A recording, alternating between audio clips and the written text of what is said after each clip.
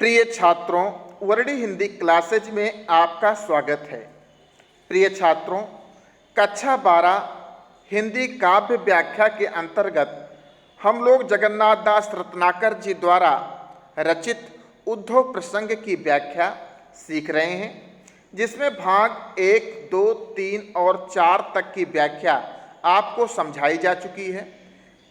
अगर आप वह व्याख्या न देख पाए हों तो उसको देखने के लिए इस वीडियो के डिस्क्रिप्शन में दिए गए लिंक पर क्लिक करके आप चारों खंडों की व्याख्या सीख सकते हैं, जो कि छंद संख्या 8 तक है।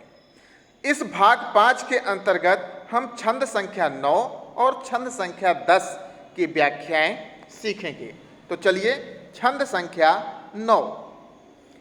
प्रेम मद छाके पग परत कहाँ के कहाँ, थाके अंग नैनी शिथिलता सुहाई है। कहें रत ना करे यो आवत चकात उधो, मानो सुधियात को भावना भुलाई है। धारत धरप न उदार अति आदर सो, सारत बहुलनी जो आस अधिकाई है।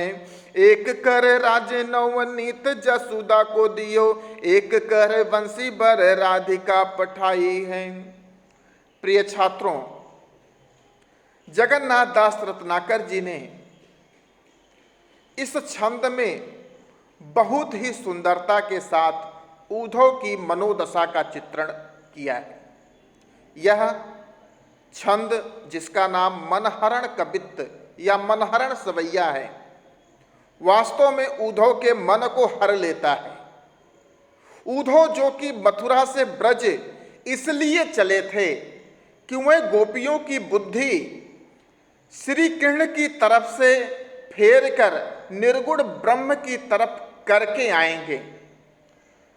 वह इस गोपियों को निर्गुण ब्रह्म और योग का उपदेश इतने अच्छे तरीके से देंगे कि गोपियां श्री कृष्ण को भूल जाएंगी और निर्गुण ब्रह्म की आराधना करने लगेंगी। लेकिन उद्धव को ये पता नहीं था कि वह अशिक्षित गोपियां इतनी चतुर हैं कि उद्धव के मन को ही उन्होंने निर्गुण ब्रह्म से फेर दिया है। उद्धव अब अपने ज्ञान का अहंकार भूल चुके हैं, वह अब तो ब्रज के प्रेम से रंगे हुए हैं। इसलिए रत्नाकर जी कहते हैं कि प्रेम मद छाके पग परत कहाँ के कहाँ, थाके अंग नैनी शिथिलता सुहाई है। उद्धव प्रेम मद छाके, जैसे कोई नशा करता है, शराब का नशा करता है, तो नशा करने वाले के अपने शरीर पर नियंत्रण नहीं रहता, पैर कहीं रखता है और पड़ते कहीं और हैं। वही दशा उद्धव की हो चुकी है कि प्रेम मद छाके। उद्धव ब्रजवासियों के प्रेम के रस का आकंठ पान कर चुके हैं, छाके छक चुके हैं, अर्थात आकंठ पान कर चुके हैं, पूर्ण रूप से प्रेम के मद का नशा कर चुके हैं।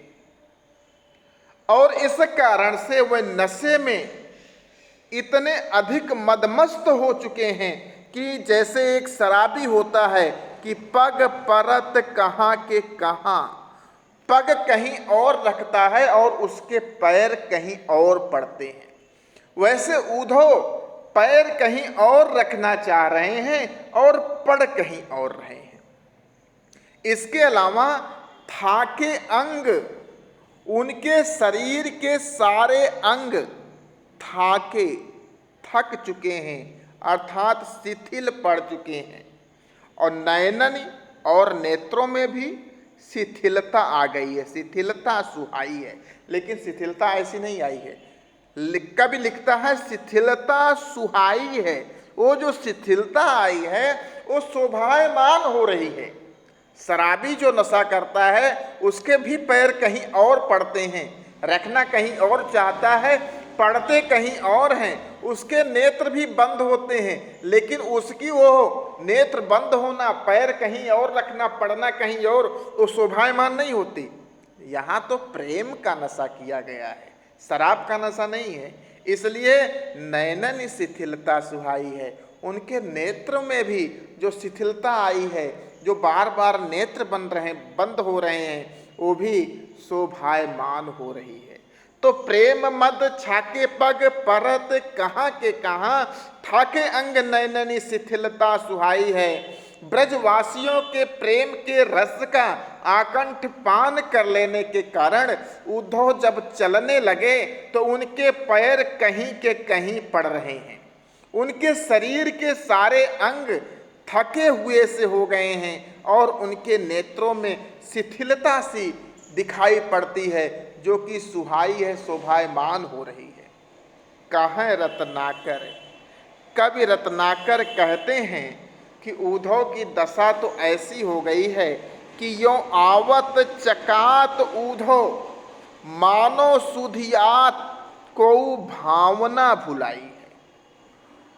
उद्धव इस प्रकार से आश्चर्यचकित से, चकित हुए से, आश्चर्यचकित से ब्रज से मथुरा की तरफ चले आ रहे हैं कि वह मानो ऐसा प्रतीत होता है कि सुधियात, मानो याद करने की कोशिश कर रहे हैं कि कोई भावना भुलाई है, कि कोई भावना और ब्रज में भूल कर चले आ रहे हैं और उसे याद कर रहे हैं। वो याद नहीं आ रहा है कि ब्रज में क्या लेकर गए थे, लेकिन वो वहीं पर छोड़ दिए, वो हमारे साथ नहीं है। ब्रज क्या लेके गए थे? ब्रज अपने ज्ञान का अहंकार लेके गए थे, अपने ज्ञान का घमंड लेके गए थे, लेकिन गोपियों के तर्क ने उद्धव के उस ज्ञान के अहंकार को नस्तनाबूद कर दिया, उन्हें प्रेम के रस से सारोबार कर दिया। इसीलिए रत्नाकर कवि कहते हैं कि यों आवत चकात उद्धव मानो सुधियात को भावना बुलाई है।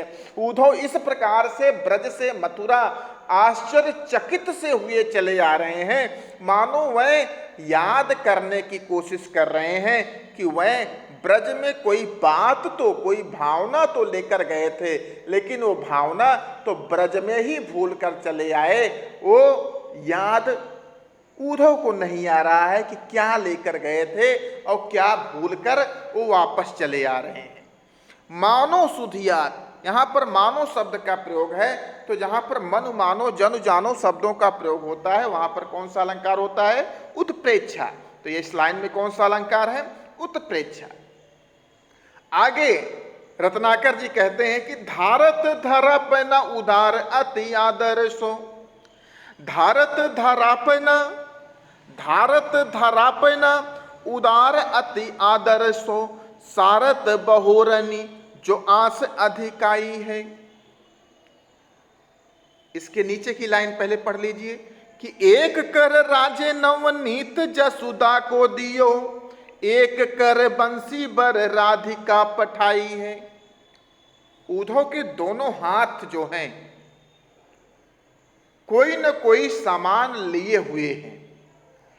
एक कर राजे नवनीत जसुदा को दयो, एक कर में, एक हाथ में नवनीत अर्थात मक्खन, जसुदा अर्थात माता जसोदा, माता जसोदा के द्वारा दिया गया मक्खन की मटकी पकड़े हुए हैं एक हाथ में। राजे अर्थात शोभायमान हो रहा है। उद्धव के एक हाथ में माता जसोदा के द्वारा दिया गया मक्खन की मटकी शोभायमान हो रही है, और एक कर बंसी बर राधिका पठाई है।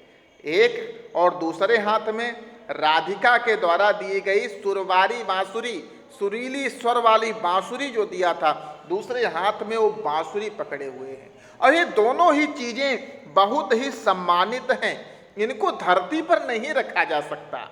इसलिए धारत धरापना उदार अति आदर्शो, इन दोनों वस्तुओं के प्रति अत्यधिक आदर की भावना होने के कारण उद्धव इन दोनों वस्तुओं को धारत धरापना, धरती पर इन दोनों वस्तुओं को नहीं रख रहे हैं, अत्यधिक आदर की भावना होने के कारण इन दोनों वस्तुओं को धरती पर नहीं रख रहे हैं और उनके नेत्रों से जो प्रेम के अश्रु बह रहे हैं, जो आंसू अधिकाई है, उनके नेत्रों से जो ब्रज की गोपियों के ग्वाल बालों के नंद जसोदा के प्रति जो प्रेम के अश्रु बह रहे हैं, उन प्रेम के अश्रु को वो हाथों से नहीं पोंछ पा रहे हैं, क्योंकि एक हाथ में मक्खन है और एक हाथ में बांसुरी है। इसलिए सारत बहोरनी, सारत अर्थात पोंछते हैं, बहोलन अर्थात कुर्ते की बाह से, वह बार बार अपने कुर्ते की बाह से ही अपनी आंसुओं को, उमड़ते हुए आंसुओं को पोंछने की कोशिश कर रहे हैं। प्रिय छात्रों, बहुत ही सुंदरता से उद्धव की मनोदशा का इसमें रत्नाकर जी ने चित्रण किया है। इसकी भाषा ब्रज भाषा है, कवित्व मनहरण कवित्व है, मनहरण सभैया है, रूपक अनुप्रास तथा उत्प्रेक्षा अलंकारों का इसमें बहुत ही सुंदरता के साथ प्रयोग हुआ है। अब चलिए चलते हैं छंद संख्या 10 की तरफ, उसके अर्थ तथा व्याख्या को हम लोग समझते हैं। ब्रज रज रंजित शरीर शुभ उद्धव को, धाई बलबीर हो अधीर लपटाए लेत, कहे रत्नाकर सुप्रेम मद माते हेरी, थर कति बाह थामि थहरि थिराए लेत, कीरति कुमारी के दर्श रस सद्य ही की, छल कन चाहि पल कन पुल काए लेत, परत न देत एक बूंद पुहुमि की कोछी, पोछी पोछी पट निज नैननी लगाए लेत। प्रिय छात्रों, रत्नाकर जी ने इस मनहरण सवैये में उद्धव के मथुरा पहुंच जाने के उपरांत का बड़ा ही सुंदरता से, सटीकता से वर्णन किया है। उद्धव मथुरा पहुंच चुके हैं, श्री कृष्ण के महल में प्रवेश कर चुके हैं।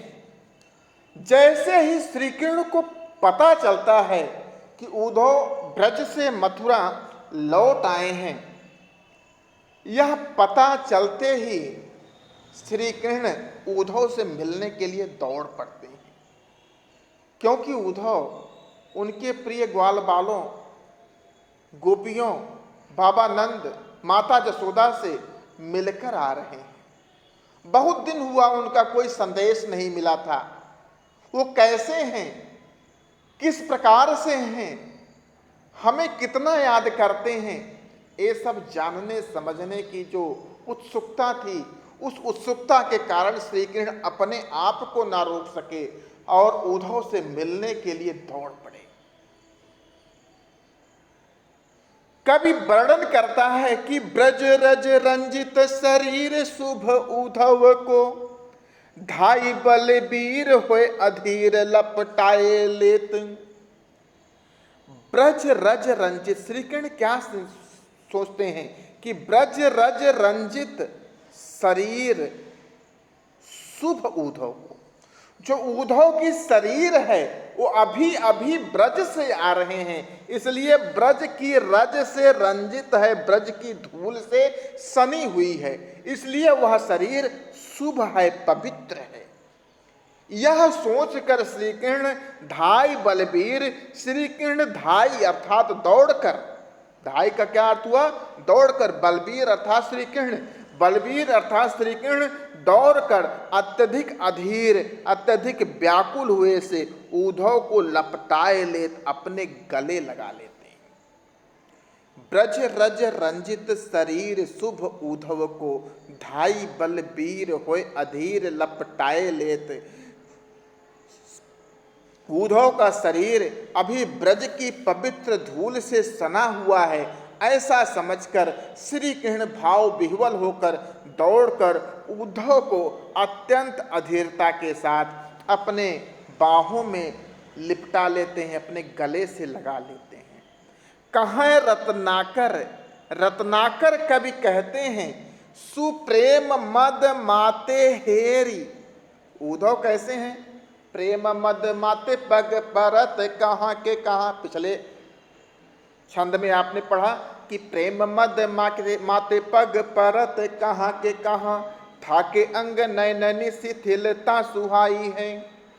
प्रेम मद माते, प्रेम के नशे से मदमस्त हैं, उनके पैर कहीं के और कहीं रखना चाह रहे हैं, पढ़ कहीं और रहे हैं।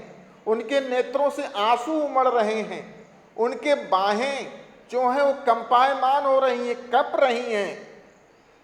तो रत्नाकर कवि कहते हैं कि ब्रज रज रंजित शरीर शुभ उद्धव को धाय बलबीर है अधीर लपटाए लेत। उद्धव की शरीर ब्रज की रज से, रज अर्थात धूल से सनी हुई है, इसलिए पवित्र है। यह सोचकर श्री कृष्ण दौड़कर भाव विह्वल हुए से अत्यंत अधीरता के साथ उन्हें, उद्धव को अपने हृदय से लिपटा लेते हैं, अपनी बाहों में लपेट लेते हैं। इस दृश्य को देखकर रत्नाकर जी कहते हैं कि उद्धव को प्रेम मद माते हेरी। हेरी का अर्थ क्या हुआ? देख कर। उद्धव को प्रेम के नशे में मदमस्त हुआ देखकर उद्धव की थरकती बाह, उद्धव की कांपती हुई बाह को थाम कर थहारी थिराए ले स्थिर किए लेते हैं। उद्धव को प्रेम के मद में मत देखकर श्री कृष्ण उनकी भुजाओं को, कांपती हुई भुजाओं को थाम लेते हैं और स्वयं भी उस पवित्र प्रेम को याद करके कांपते हुए अपने हाथों से उद्धव को स्थिर करने का, थिराए लेत स्थिर करने का प्रयत्न करते हैं। कीरति कुमारी के दरस रस सद्य ही की।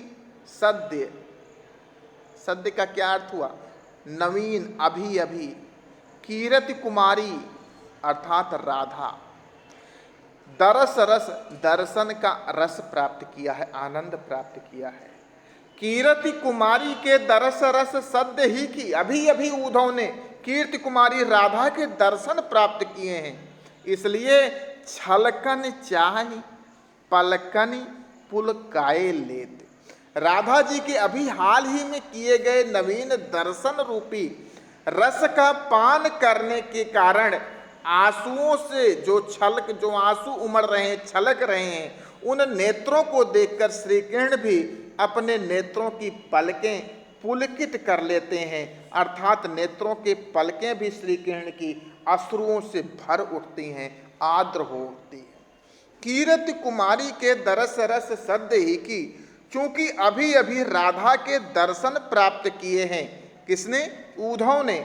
और राधा के दर्शन प्राप्त करने के बावजूद प्रेम के रस से सने होने के कारण उनके नेत्रों से अश्रु बह रहे हैं, इसलिए उनके उमड़ते हुए अश्रु को देखकर, उमड़ते हुए अश्रु से युक्त नेत्रों को देखकर श्री कृष्ण की पलकें भी पुलकित हो उठती हैं। पलकनि पुलकाए लेत, पलकें भी पुलकित हो उठती हैं, अर्थात उनके नेत्र की पलकें भी अश्रुओं से आर्द्र हो उठती हैं। और उन अश्रुओं का क्या होता है? परत न देत एक बूंद पुहुमी की कोची, पोछी पोछी पट निज नैननी लगाए लेत। पुहुमी अर्थात पृथ्वी, और कोच अर्थात क्या होता है? गोंद, और पट का अर्थ आप लोग जानते हो, वस्त्र या दुपट्टा। तो श्री राधा के दर्शन से पवित्र उद्धव के नेत्रों से निकलने वाले आंसुओं को श्री कृष्ण नीचे पृथ्वी पर गिरने से पहले ही एक एक बूंद को अपने दुपट्टे से पोंछ पोंछ कर अपने नेत्रों से लगा ले रहे हैं। पोंछ पोंछ पट निज नयननि, अपने नेत्रों में लगा ले रहे हैं। परत न देत एक बूंद पुहुमी की कोच, अश्रु जो निकल रहे हैं उद्धव के आँखों से या अपने भी आँखों से, उन अश्रुओं को श्री कृष्ण अपने वस्त्र द्वारा, अपने दुपट्टे के द्वारा पोंछ पोंछ कर अपने नेत्रों से लगा लेते हैं। उसकी एक बूंद भी पृथ्वी की कुछ में गोद में गिरने नहीं दे रहे हैं। तो प्रिय छात्रों, ये इस प्रकार से मनहरण सवैया नंबर 10 की व्याख्या तथा अर्थ हमने आपको बताया।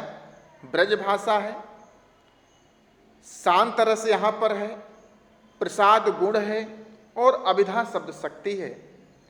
आपको यह व्याख्या कैसी लगी? आपने कितना सीखा? इसके बारे में आप हमें कमेंट बॉक्स में कमेंट करके अवश्य सूचित कीजिएगा। और आप यह वीडियो पूरा देखिएगा, जिससे आप इस छंद पर पूछे जाने वाले प्रश्नों का उत्तर सहजता से दे सकें। धन्यवाद।